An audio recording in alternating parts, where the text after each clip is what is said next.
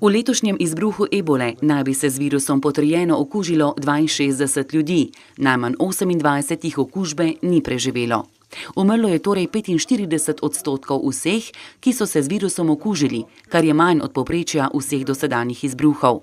Zasluge gredo hitremu ukrepanju ob zaznani okužbi. There's been very strong progress in the outbreak response, particularly in relation to two of the initial three sites, Bandaka, that urban centre which we were most concerned about, and Bikoro.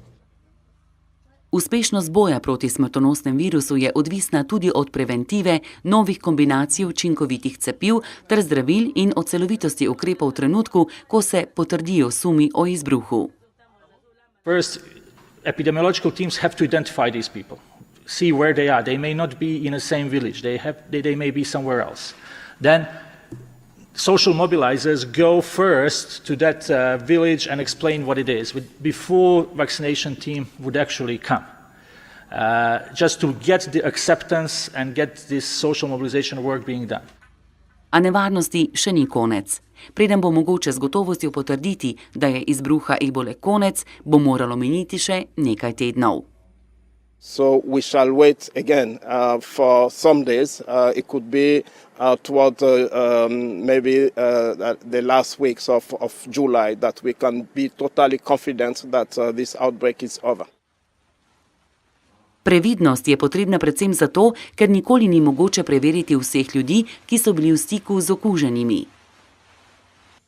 From this, we can say that the situation is more or less under control because we did not have any positive cases since of June.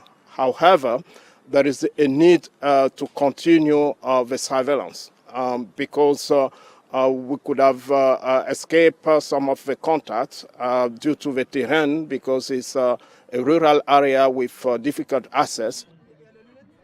Ebola, ki se je prvič pojavila leta 1976, je ena od hemoragičnih mrzlic z visoko stopnjo nalezljivosti in smrtnosti.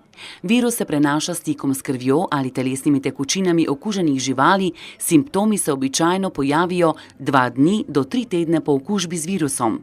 Pojavi se vročina, boleče grlo, bolečine v mišicah in glavoboli. Temu sledijo slabost, bruhanje in driska, skupaj z zmanjšanim delovanjem jeter in ledvic. Takrat se pri nekaterih bolnikih pojavijo tudi zunanje in notranje krvavitve, v najslabšem primeru nastopi smrt.